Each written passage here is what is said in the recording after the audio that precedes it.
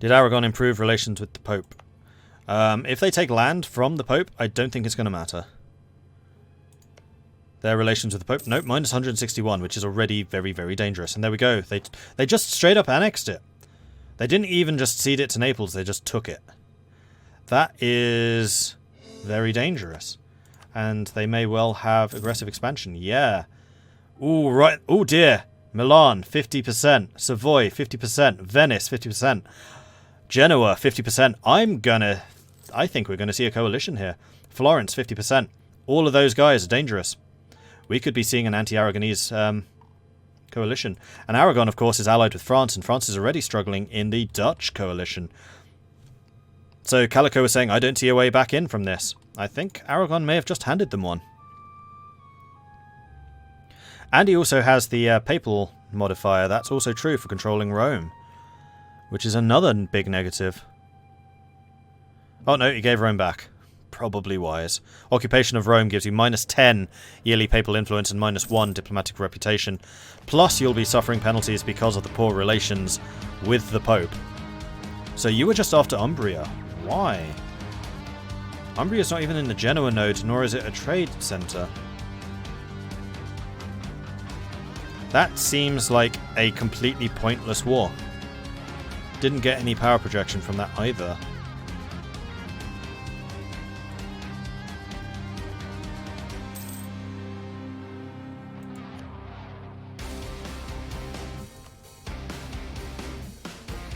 Hungary didn't get it, but Venice is a rival, and there it is, coalition.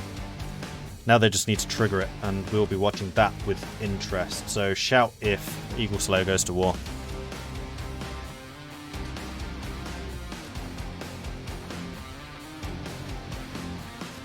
And yeah, let's take a look at the French war going on right now. So we have a big stack just sieging down the French. The French are probably going to want to piece out of this soon. Sweden actually trying to fight. That's going to be a very, very close conflict. And who won? The Swedes were sent packing. I think the Dutch are going to lose this. War score is currently actually in the French favour. In the Dutch favour, rather. If they could get a white peace with Munster, they need to do that as soon as they can. I don't think their allies are in a position to defend them. And I suspect that the Franco-Aragonese alliance is about to end. Yeah, those are the only wars going on right now. If I were France, I'd be angry with Holland. So would I. And that's dangerous for Holland. Because one thing that you do not want to have is a hostile France. Because France can basically dominate or dictate what happens in the Low Countries early game. Austria can to an extent, because a lot of this territory is HRE, at least until the formation of the Netherlands.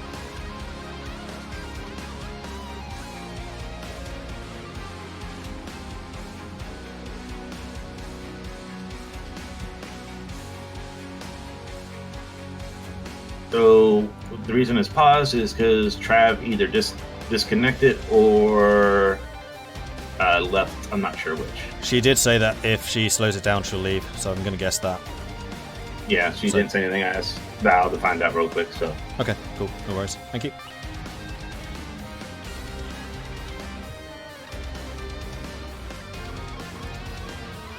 Disappointing we lost Sweden. Well, everything that Sweden does is currently controlled by Denmark.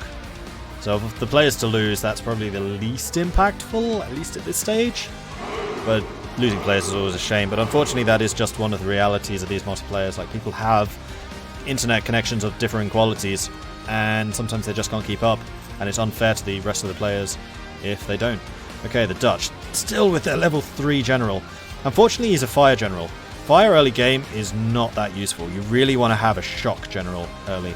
But having a 3-star is still bloody amazing. Oh, they saw off the Palatinate. Tried to march in and take Utrecht. I think just pieced Utrecht out. Yep, truce with Holland and France. So have we just got a peace? No, we're still at war. So I think that Holland is trying to individually piece these guys out, but all of them are still high. Hamburg, you could probably piece out. They're on low. Saxe-Lauenburg, you can probably piece out. Those are guys you just want to... You're going to want to just give a... I'll be off. See you guys. Okay, so Sverige is also going. Crimea. Cool. Glad they sorted that. I always hate having to tell people to leave. It's like one of my least favourite things about community multiplayer games. We've been getting a bunch of follows. I am sorry. We've got Vilf, thank you very much for the follow. Vaping Eagle and Alertag, thank you very much for the follows. Welcome to the channel. Holland still fighting it, but that's 30,000 men now trying to siege down his capital. 26,000 going for Hamburg over there. Hamburg, who I guess he released as a vassal. I'm pretty sure he owned that territory. Oh no, he took Dithmarschen. Holland took Dithmarschen. That's going to piss Denmark off. And Denmark's your ally. What game is Holland playing right now? I don't understand it. And Holland also has a bunch of separatists about to rise, including 90% on Dithmarschen. Yeah, I think Holland has screwed this. How is your war enthusiasm? So, you see that 52, the high war enthusiasm? You want that to be 0. If it hits 0, then their war enthusiasm becomes low, and AI will peace out at low. You can usually peace them out at medium for maybe a couple of... what's it called? Yeah, some tribute to the person you're trying to peace out. At low, you can usually get a white peace, which is like what you want from a coalition war. Don't try and take stuff in coalition war. You're just going to make things worse for yourself. Muscovy. What is Muscovy talking about? Muscovy is not at war with anybody. I don't think they're just being blocked by anyone. Crimea leaving is going to leave an interesting question. Because Muscovy and Crimea are blocking off Lithuania, the Commonwealth's expansion. And Helsin does tend to be relatively expansionist. So this is going to be a very interesting thing. I feel like Muscovy might be making too many enemies here, because he's definitely going to have made an enemy of the Kalmar Union by blocking this off.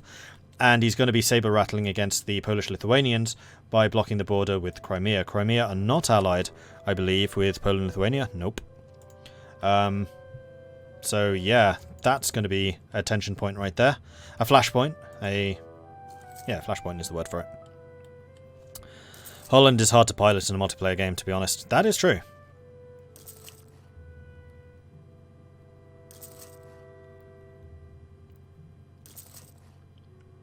I'd imagine my internet going across the Atlantic would be rough for the multiplayer. Actually, it's being hosted by Helsin, who is American. Usually it's me hosting it, but apparently observers can't host. So Helsin kindly took over, and he's been managing it for me. And actually, it's kind of nice having someone else dealing with the constant pop-ups from the slowdowns. I just really wish I could see more of chat, like to see the chat logs. That would be really, really helpful, because I'm sure I am missing things. This game needs more Balthazar. I don't disagree. Oh, Muscovy's name is overlapping Novgorod. Oh, I see. I didn't even know that was possible. I guess it's... No, White Sea should still be neutral. It's not owned by either power. Because Aragon going across the water here is because they control the majority... I guess it's the majority as opposed to complete control, otherwise they wouldn't have the Gulf of Lion. Gulf of Lion, in fact. Which is why Aragon can go across the water. Same with the Ottomans going across the Aegean. Castile's at war. So is England. Who has Castile gone to war with? Scotland, Tyrconnell, Thormont. So this is Scotland going after, I guess, England. Or maybe England going after Scotland. Let's go into the ledger and see who sparked this one off. Current wars. English conquest of the West March. So England has declared war on Scotland, and Castile has... join the war. So Castile seems to be making good with England, which is an ally. And England is going to have reasons for not wanting France to expand. And this is an extremely weak France. Burgundy is expanding during all of this. Flanders and Brabant still aren't independent.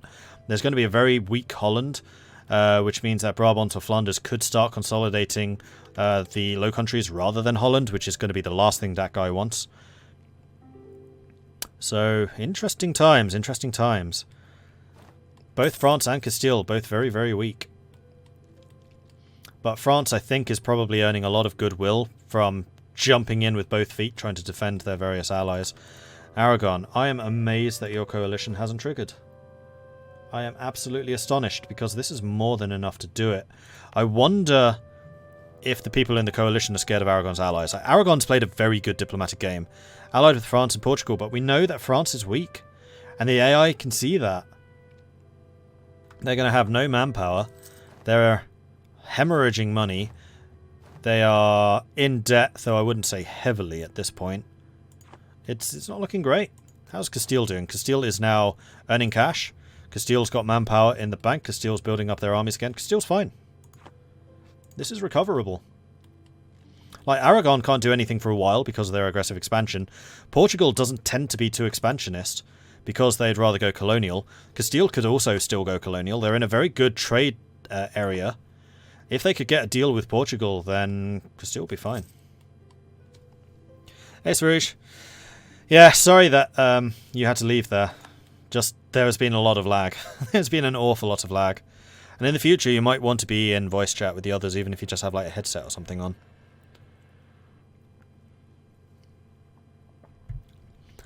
Waiting for a surprise inheritance on AI Burgundy. That depends on whether Charles the Bold is around. Nope. Charles the Bold is gone.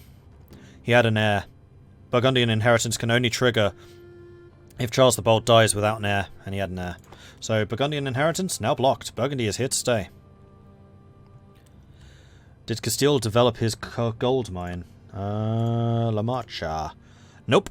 Castile has not developed the gold mine. So usually if you have a gold mine, you want to get their production development up to 10. That is like the optimum between it depleting and making lots of money. Apparently there's been some maths done about this, but I don't know what the maths is, so don't ask me. Look on the forums, I'm sure they've explained it there. But like I said, yeah, generally you want to try and get this up to development 10. So you want to invest a bit of Diplo. He has some Diplo to invest in it. And La Mancha is drylands. That means it's only a +5 dev cost. This is actually a very good province to dev up.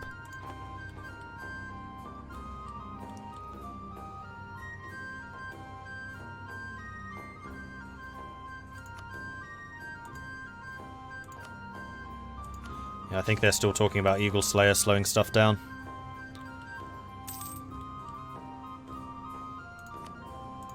Castile have no advisors. Have we got anyone on admin 5 yet?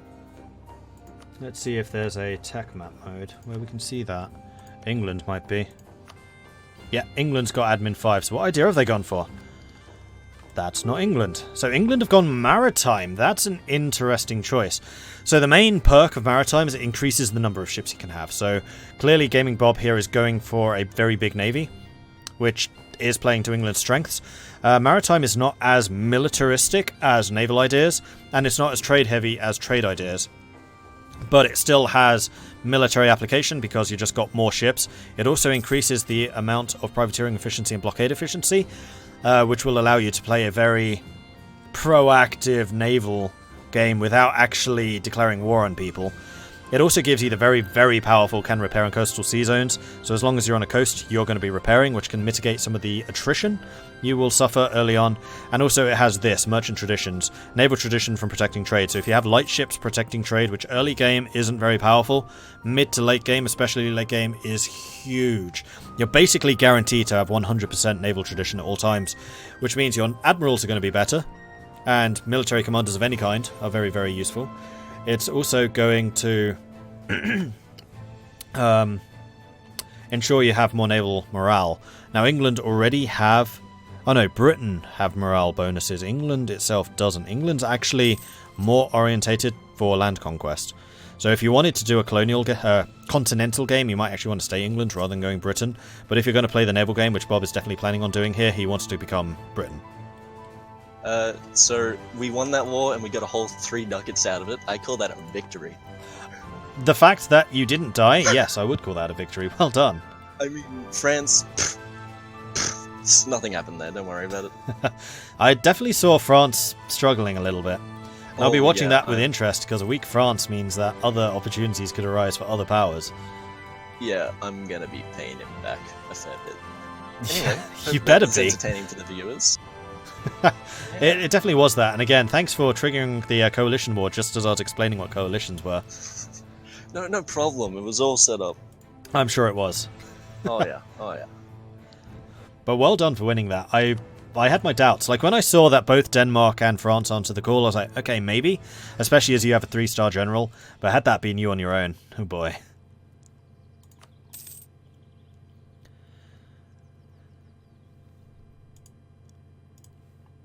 And he's gone again. Cool. So, what was I saying? Maritime. I was looking at the technologies of the various countries. Let's go back to the text. There we are. So England's got Denmark. Denmark, Denmark, Denmark. What have you done? No, it's 5 in Diplo and military. Okay. Poland. 5 admin. What has he gone for? Poland's gone for innovative. So Poland's going early on for a high-tech game, which is probably wise for them. Technology, especially here in the center of Europe, is going to be pretty potent, especially as... Is Poland Eastern or Western tech? There is no such thing as... Yes, there is. They're Eastern, but that doesn't matter anymore. That's entirely done by institutions.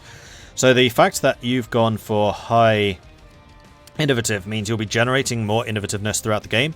Getting that early on is huge, because the higher you're innovative, the less monarch points you're going to use for everything. So at the moment he is running with 2.3 innovativeness, which is still pretty low, which is giving you a power cost of minus 0.2 for, again, all monarch point costs.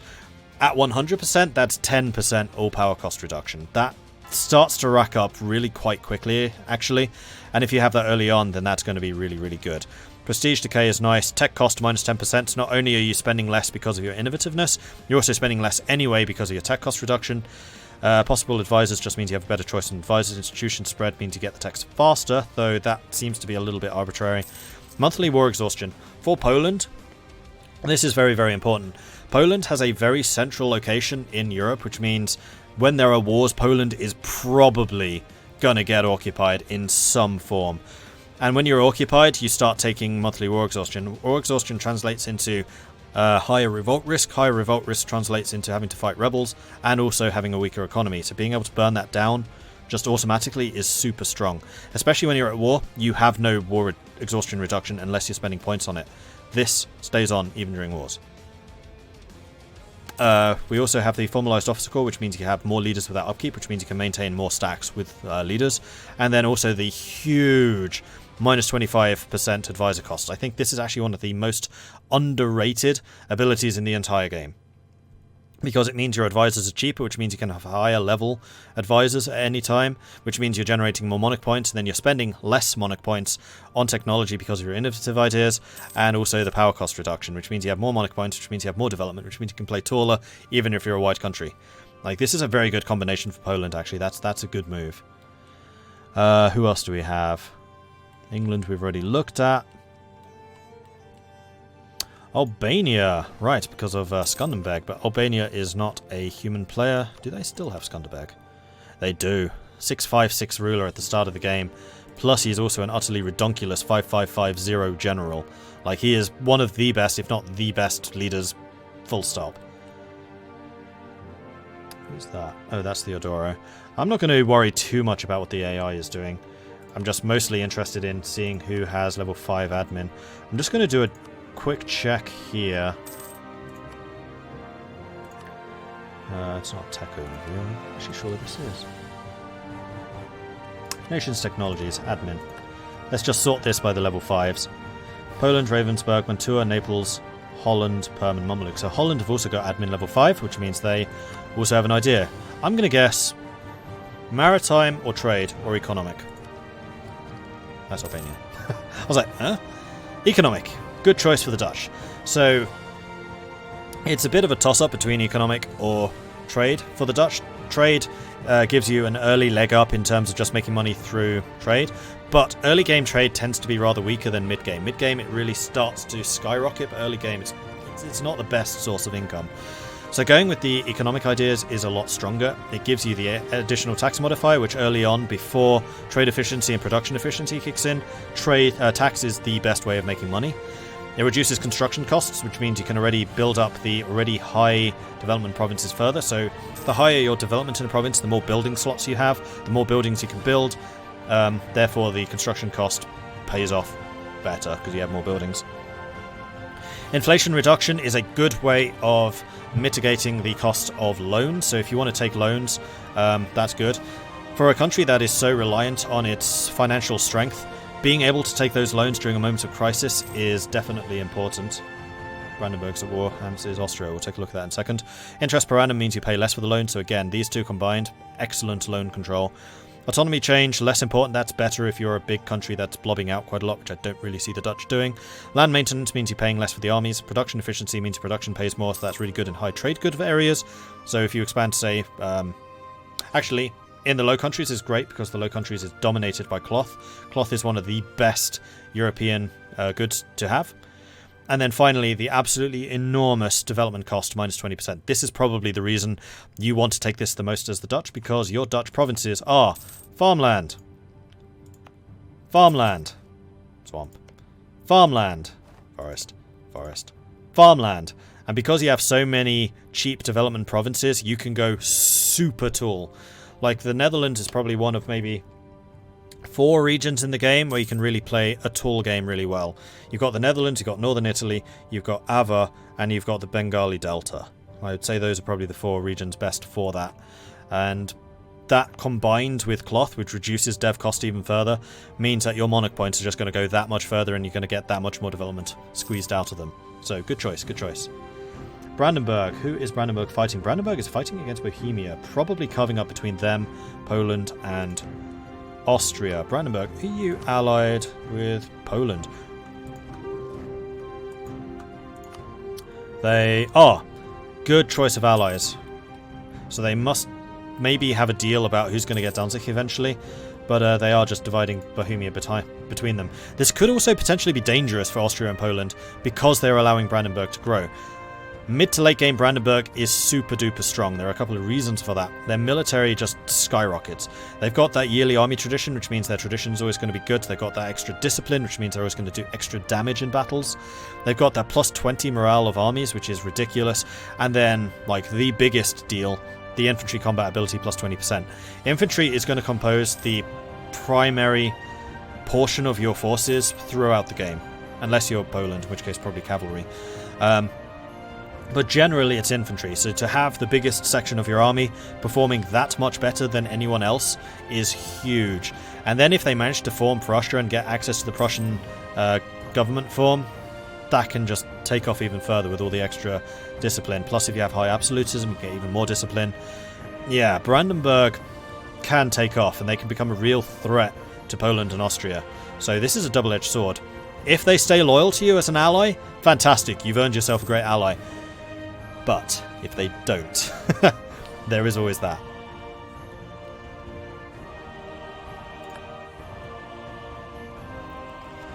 England better hope Kildare doesn't break for independence and Dublin. England, Kildare? Yeah, Kildare's done really well, actually.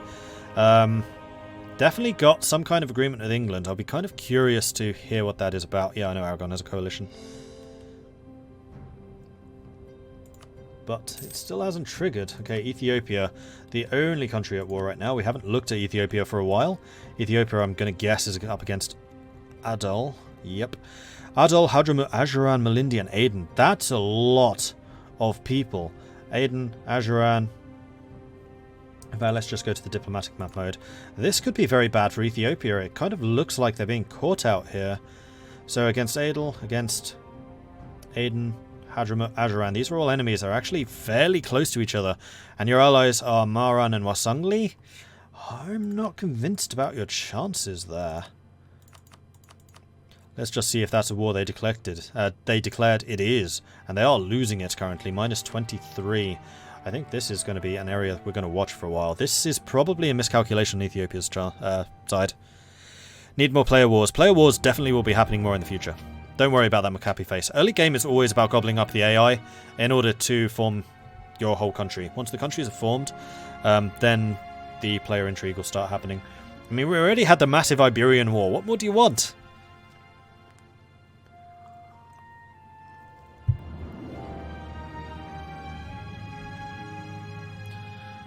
So let's zoom in on their point of view so we can take a look. They are out of manpower, while Adal isn't, Ajuran isn't. This is not a good spot to be in. I am somewhat surprised you declared this. You could apparently do a mission, you could get an extra 5% morale of armies. I'm not sure why you wouldn't do that.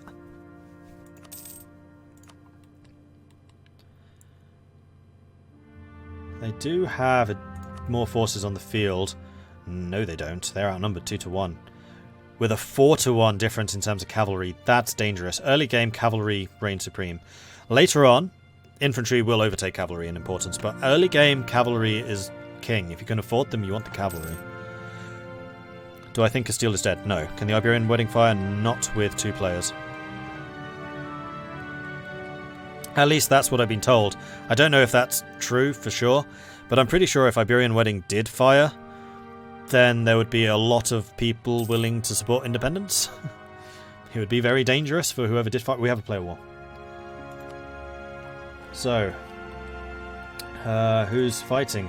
We've got Castile, England, Kildare, Normandy and Savoy versus Morocco, Crimea, the Ottomans and Talafit. This is the Moroccan conquest of Cadiz. So Morocco is making their bid for Iberian turf. How is Aragon going to feel about this? How is Portugal going to feel about this? Allowing the Ottomans access to Iberia is bad. We've got a big battle going on here. This is not coastal. So the Ottoman galleys, of which they've only actually got 9, are not going to play in very far. That's an easy Castellan win there. And as long as Castile can control this crossing, then that's going to be good for them. Portugal's not in this war. Has Portugal given them access? Portugal has given... No, that's Kildare. Portugal's who I want. Portugal has not given anybody access. So nobody can use this crossing. This has to be done entirely by transports. So if Castile and England can maintain naval superiority, then Morocco is going to really struggle to bring troops in. Morocco does own territory here, but if these guys get defeated, counter-attacking is going to be hard. One thing about Granada is it's entirely mountain. All 4 provinces are mountain provinces, but they've only got the one fort in Malaga. So if Castile and England can take out Malaga, then that's going to be a very big deal. Okay, so the Gulf of Almira is... hang on. Whose fleet's that? Castile's not at war with Aragon, are they?